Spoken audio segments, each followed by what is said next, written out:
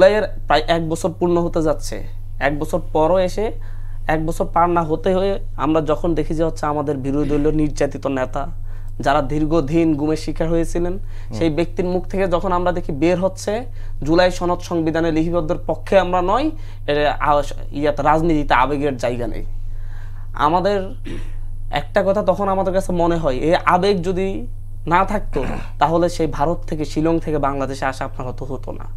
এটা আবেগ, এই আবেগটাকে সম্মান দিয়ে সংবিধানে লিপিবদ্ধ করতে হবে। কারণ আওয়ামী লীগ জুলাইকে জঙ্গি হামলা বলতেছে, অনেক ক্ষেত্রে দাঙ্গা বলতেছে, জুলাইয়ের দাঙ্গা বলতেছে।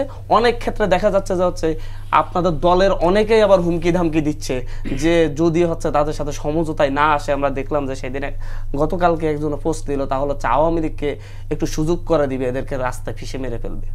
এই ধরনের যখন হুমকি দামকি দেয় তখন আমরা ভয় পাই। আসলে কতটুকু কি আমরা যখন দেখতেছি 6 মাস 7 মাস না যেতেই রাজনৈতিক স্বার্থের জন্য কথায় কথায় আমাদের গায়ে হাত তোলা হচ্ছে, সেটা শুধু আওয়ামী লীগের পক্ষ থেকে না আপনাদের পক্ষ থেকেও, তখন আমাদের মনে হচ্ছে যে অবশ্যই জুলাইকে আপনি সংবিধানে লিপিবদ্ধ করতে হবে। মৌখিক আশ্বাসে বিশ্বাসী নয়, কারণ হচ্ছে মৌখিক আশ্বাস দিয়ে আপনারা বারবার সেই আশ্বাস ভঙ্গ করেছেন।